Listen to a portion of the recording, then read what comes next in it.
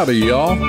We're back for episode 7 of Free Range Texan Podcast. And we're celebrating holding our jobs and being invited back for the 7th episode. So this show is being produced live from the picturesque beaches here on Padre Island on the Texas Gulf Coast. Michael, you can't tell them you're on the beach. And why not? Because we all know you're in Studio A at 18PR. That's Ground Zero there. You mean Studio A? Well, we've nicknamed the studio Ground Zero. And everybody knows Studio A or Ground Zero is at 18PR. And everyone knows 18PR is out yonder. Right. So I can't tell them I'm on the beach. No. And it's showtime. Oh, sure. 10, 9, 8. 7. Start the clock. 6. Stand by, Eddie Bay 1. 5. Stand by, Sweetie Pie. 4. Bring Studio Mike hot. 3. Stand by, Michael Shaw. 2. Roll music. 1.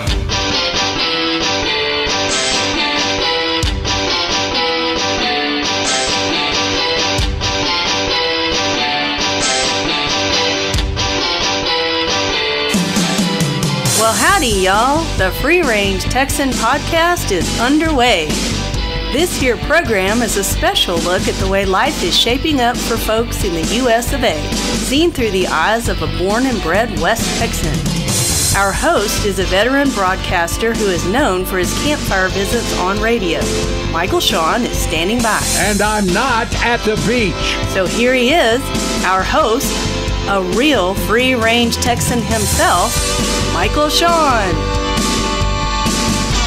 The Free Range Texan Podcast is once again podcasting around the world, and it is good to have you on board. Whoa, who's your daddy?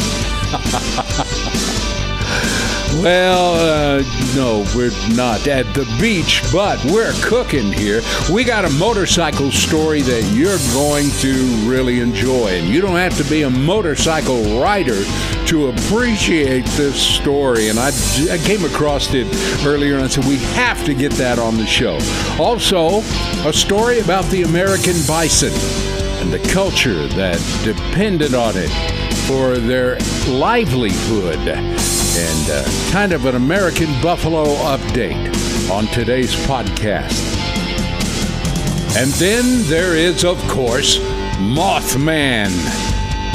People swear they've seen or experienced the Mothman one way or another, but we actually have a couple of ladies on the show who said they've had an experience with it right here in Texas, and tell a pretty remarkable tale about Mothman. Hopefully we'll get Daniel Jones, our cryptozoology expert, to come in and say a few words about that too. That's all coming up on today's show.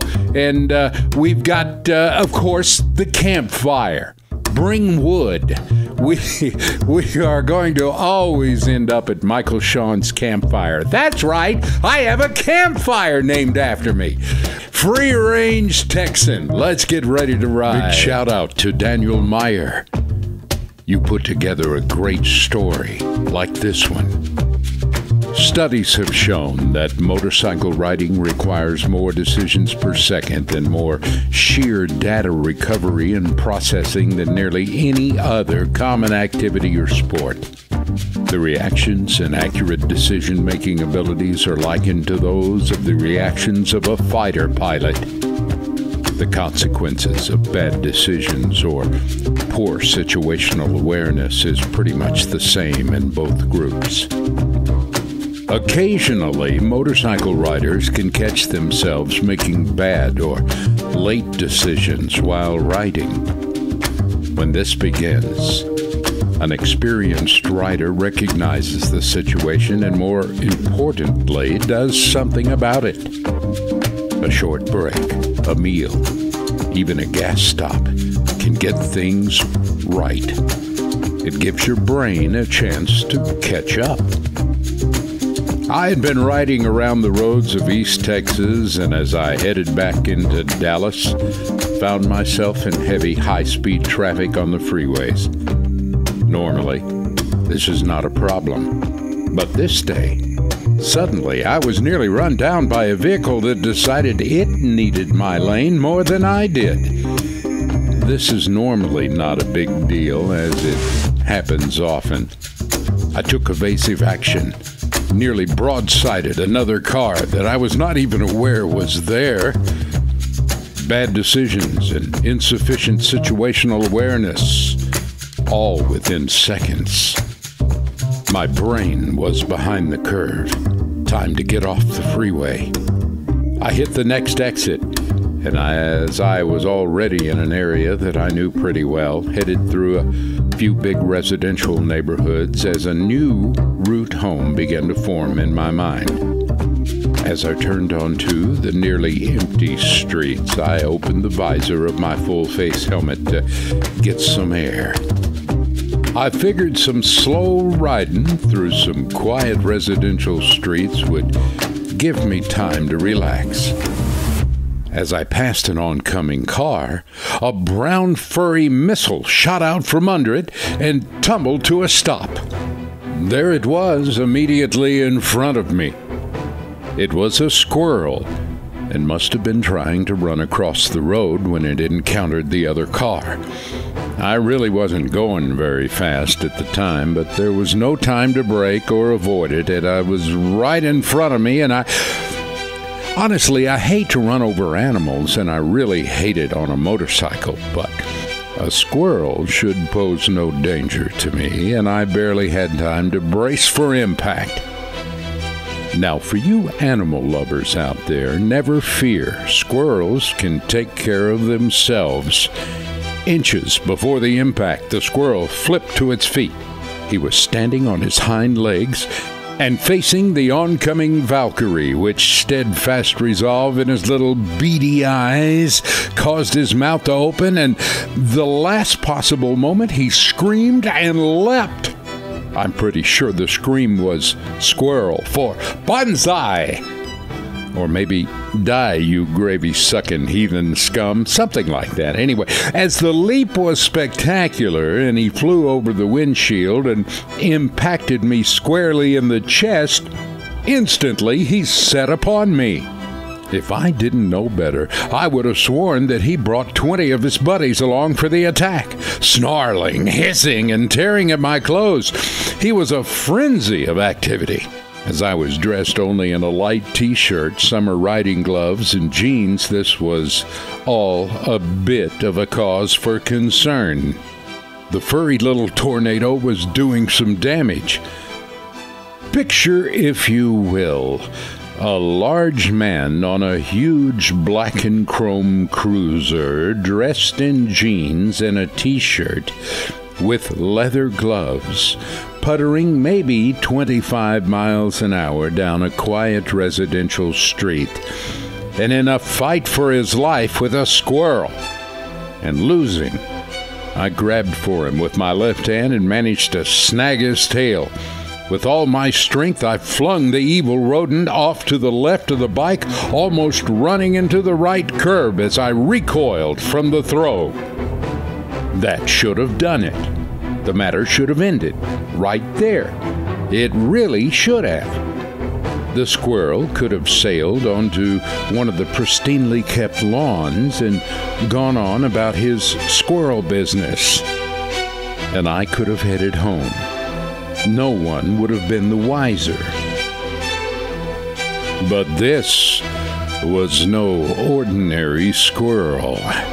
This was an evil attack squirrel, the attack squirrel of death. Somehow, he caught my glove finger, and with one of his little squirrel hands, and with the force of the swing of my throw, swung around, and with a resounding thunk and an amazing impact, he landed square on my back and resumed his rather antisocial and extremely distracting activities. He also managed to take my glove with him. The situation was not improved. His attacks were continuing, and now I couldn't reach him. I was startled, to say the least. The combination of the force of the throw, only having one hand, the throttle hand, on the handlebars, and my jerking back, unfortunately put a healthy twist through my right hand into the throttle. A healthy twist on the throttle of a Valkyrie can only have one result: torque. This is what the Valkyries are made for. The engine roared as my front wheel left the pavement. The squirrel screamed in anger. The Valkyrie screamed in ecstasy, and I just plain screamed. Now, picture, if you will, a large man on a huge black and chrome cruiser, dressed in jeans, a slightly squirrel-torn t-shirt, and only one leather glove, roaring at maybe 50, 60 miles an hour down a quiet residential street on one wheel with a demonic squirrel on his back. The man and the squirrel are both screaming bloody murder. With a sudden acceleration, I was forced to put my other hand back on the handlebars and try to regain control, thus leaving the mutant squirrel to his own devices. But I really didn't want to crash into somebody's tree, parked car, or house. Also, I had not yet figured out how to release the throttle. My brain was now overloaded. I did manage to mash the back brake, but it had little effect against the massive power of my motorcycle. About this time, the squirrel decided that I was not paying sufficient attention, and he came around my neck and got in my full-face helmet with me. As the faceplate closed partway, he began hissing in my face. I'm quite sure my screaming began to get more intense at that time. It did, however, have little effect on the squirrel of death. Now, face to face in my helmet. My front end began to drop, so now picture this. A large man on a huge black and chrome motorcycle dressed in jeans, a very ragged, torn t-shirt, wearing one leather glove, roaring at about 50 miles an hour with a huge puffy squirrel's tail sticking out of his mostly closed, full coverage helmet. By now the screams are probably getting a little worse. Finally, I got the upper hand. I managed to grab his tail again and pull him out of my helmet and sling him to the left as hard as I could. This time, it worked. Sort of. Spectacularly, sort of, so to speak. Picture the scene. You are a police patrolman. You and your partner have pulled off on a quiet residential street and parked with your windows down to do some paperwork. Suddenly, a large man on a huge black motorcycle, dressed in jeans, a torn t-shirt flapping in the breeze, and wearing one leather glove, moving at probably 45 or 50 miles an hour, first spotted on one wheel, screaming bloody murder, roars by, and with all the strength throws a live squirrel grenade directly into your police car. I heard screams. They weren't mine.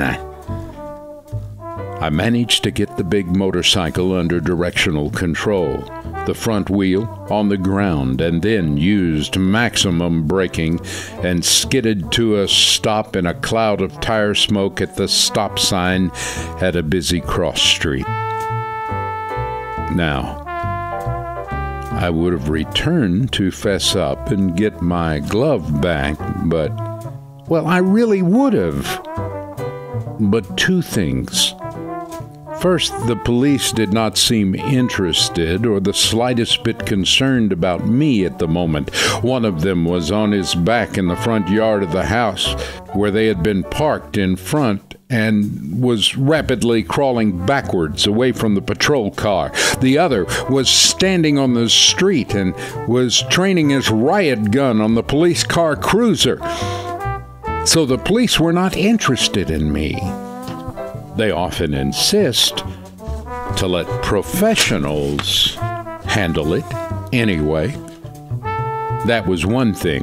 The other, well, I swear I could see the squirrel standing in the back window of the patrol car among shredded and flying pieces of foam and upholstery, shaking his little squirrel fist at me. That was one dangerous squirrel. And now he has a patrol car. I took a deep breath, turned on my turn signal, made an easy right turn, and sedately left the neighborhood. As for my easy and slow drive home, to heck with that. Faced with 80-mile-an-hour traffic, cars, inattentive drivers, or the evil demonic attack squirrel of death, I'll take my chances on the freeway anytime, and I'll buy myself a new pair of gloves.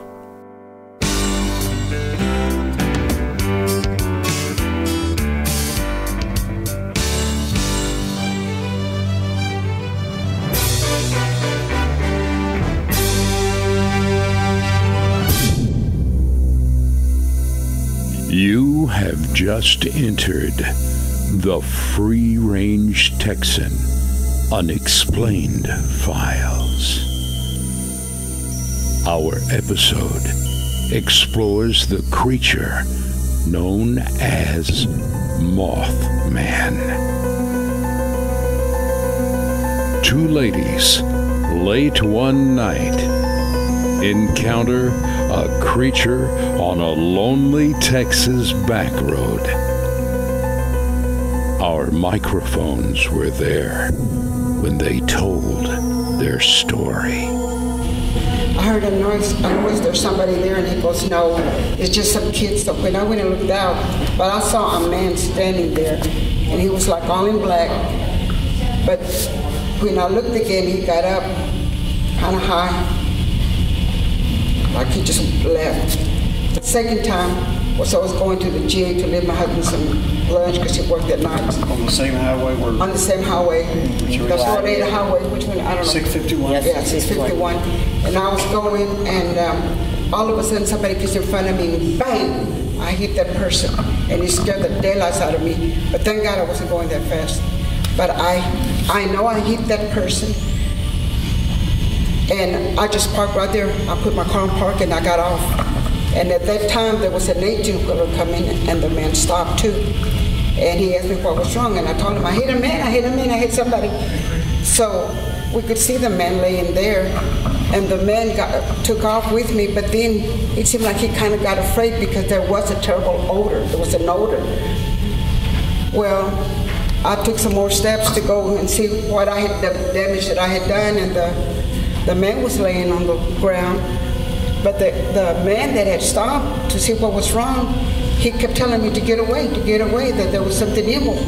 So when I got close to him to see, what I had done, I wanted to touch him, and the man gets up, and he flew around twice. So the truck driver runs, he jumps in his truck and tells me to get the hell out of there because there was evil. And I got out of there and took off. The next day I told Dr. Dale Rhodes about it because I used to work at the hospital. And I told him I think I killed a man. And he said, how can you kill somebody? So we went and checked it out, and you could tell where he had fallen on the ground, and you hit somebody, Nichols, you could tell he had slid around. And the only thing we saw, thank God for Dr. Rose, he was real smart. He said the only footprints that I see are yours. And that's all he saw. But there was somebody there, believe me, I'm somebody there, but he had a terrible odor. And when I went to touch him, it seemed like I had trouble with my SH and CH, so I'm old school. But you know, have you ever peeled the chicken? Get the feathers, killed it, and clean it. You know, the wings to the chicken. It kind of felt like that, like it was like suede or something like that. It felt weird. But that odor, I've never been able to get it out of my mind. It's just a terrible odor. So he didn't levitate. He flapped his wings, literally, and flew. And flew around twice. And the truck driver just took off. He said, no, that's evil, what, you know. But he also said that wasn't the first time he seen him. Mm-hmm. He would see him every time he would come at a certain 5:30 or a certain time in the morning, he would see him. That's over the railroad tracks. Yes, passing the railroad tracks. On the edge of town. Yes. What was the face like? Could you describe what you saw on its face or head? No, because he was laying down kind of like that. His seat on the ground. And when you touched him, that's when I touched him was when he got up. Did it seem to have like a beak or a... No. To me, it was a man. That's what, in my mind, I keep saying. I want to believe that it was a man and he just got up and flew away. But, you know, when you're scared and he gets up and he flies away, I mean, okay, what's going on here? So, right. But it's that odor that I can't seem to get out of my, like every once in a while, Well, that's actually something I was wondering. Have you ever had any other odor or smell that you found is similar to this that you're describing? No, I haven't. No, and I'm sorry. The odor, I'm trying to, like, you know, you can smell mold, right? Have you ever gone, because we used to work with mold, you go into a house and you smell that mold, but on top of that mold, like there was some kind of real strong body odor that, oh my God, you know, when somebody perspires a lot, but stronger than like his breath. Like even when he was laying down, I could smell that odor. Like it was, his breath was the one that was making him smell like that. If you could categorize it, would you say it seemed more mammal, or maybe more like a reptile, or a bird? No, not like a bird. No, it's not like a bird. A pig. Yeah. Well, we used to kill wild pigs, and sometimes they'll be dead there for weeks and weeks, and you would get so close it would smell real bad. But let's say 3 times worse than that. Just an odor that stays in, like it seems like it even stays in your clothes. Well, I never told anybody because you know how people are crazy. You're crazy. And Jamie, I have a question for you too. When you hit him and you went over to see he was laying there? Yes, ma'am. Was there any blood? Was there any blood? Well, that's why I wanted to touch him to see if he could move, you know. And he just got up. But the next day that Dr. Rhodes and I went over there was nothing there. No blood? Nothing. How about on your car? Did he leave a dent? He did. That's why I kept telling Dr. Rhodes kept telling Jenny, maybe it's you, just you.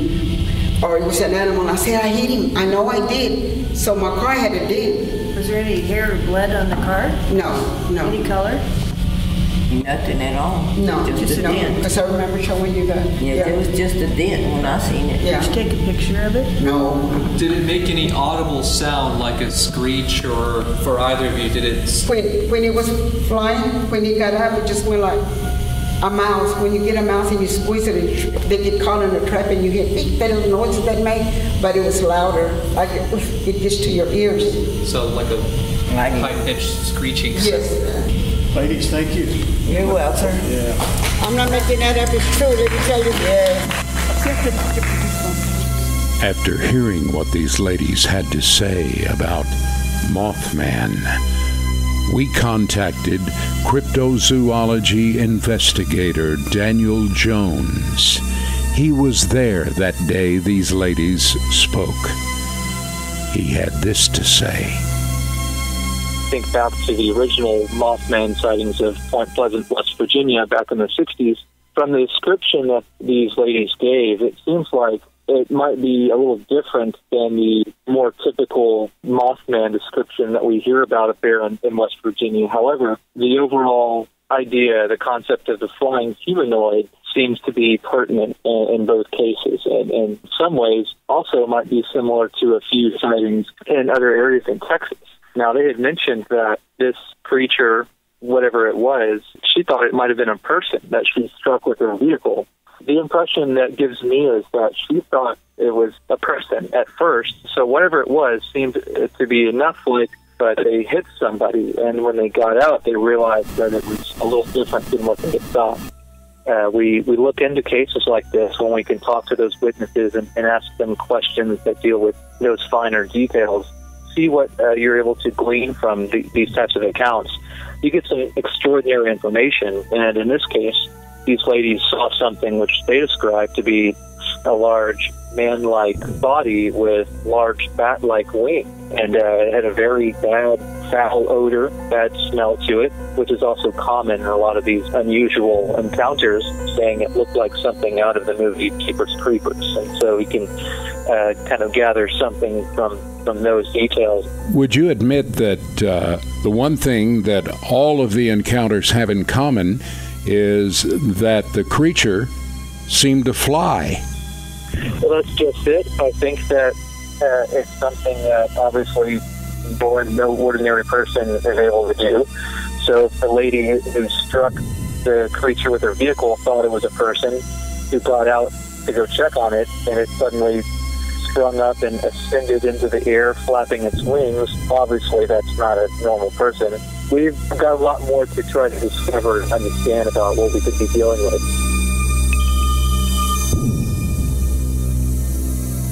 You've been listening to another edition of the Free Range Texan Unexplained Files.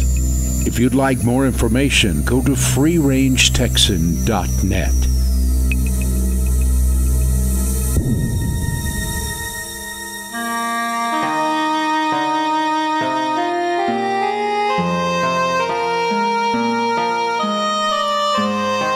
It wasn't long ago that the Free Range Texan podcast was just a dream. But now, we're actively underway, and we're not alone. We've found the spirit of the Free Range Texan living in other places as well. Our podcast website has lit up with response from other parts of Texas, the United States, and countries like Vietnam, the UK, Germany, France, Spain, India, and the list is growing. Our blog has begun to fill up with stories and pictures of listeners of every kind. And our YouTube channel visitors are growing weekly. And a lot of you have begun shopping at our online store. That helps support our podcast. In short, we are humbled by your response to this Free Range Texan podcast. Thanks. We'll do our best to keep it interesting. God bless.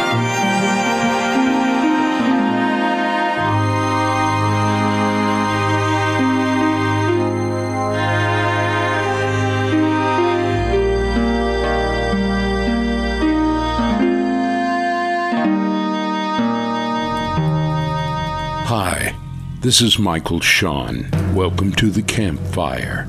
Historians have estimated that in the mid-1800s, there were 30 to 60 million American buffalo roaming free on the North American continent. A huge contingency of buffalo hunters killed the American bison by the hundreds of thousands and took little more than their hides for leather and their tongues to eat. The rest of the massive beasts were left to rot. The Transcontinental Railroad was organizing buffalo hunting excursions. Rail hunters shot them from the windows and the roofs of their trains purely for sport.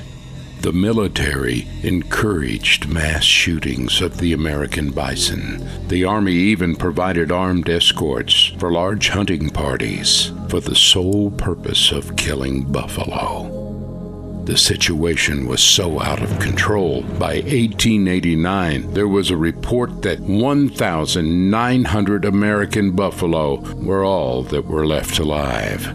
The American bison was virtually extinct. I know what you're thinking. Why?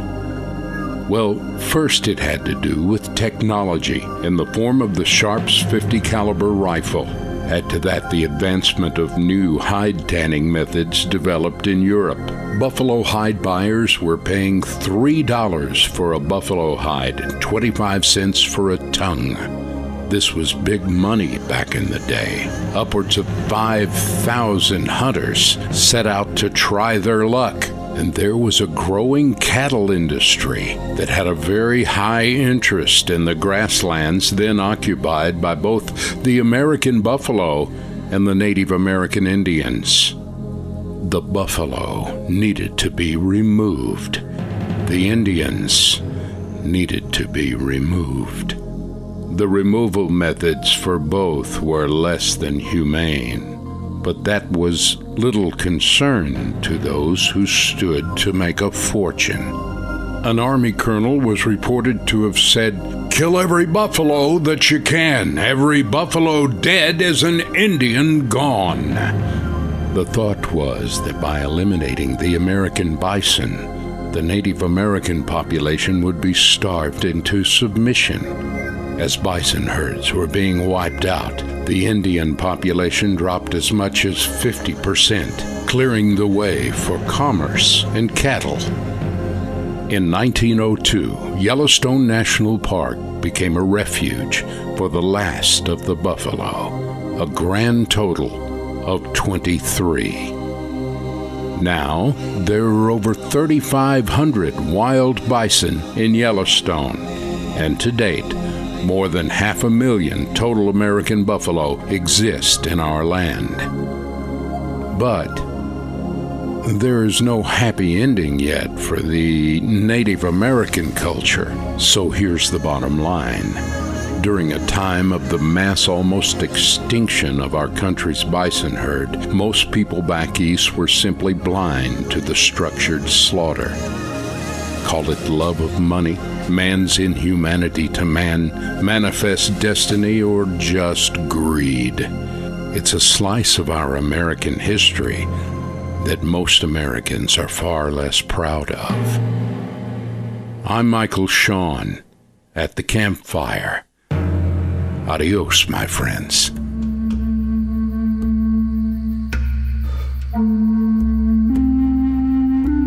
Y'all been listening to the Free Range Texan podcast. If you'd like more information about our show or where to find the products we talked about on Free Range Texan, visit our website at freerangetexan.net. That's freerangetexan.net. Free Range Texan is produced out yonder at A-Team PR Studios. Speaking for Michael Shawn and the rest of our crew, this is Sweetie Pie, and we'll see you next time on the Free Range Texan podcast.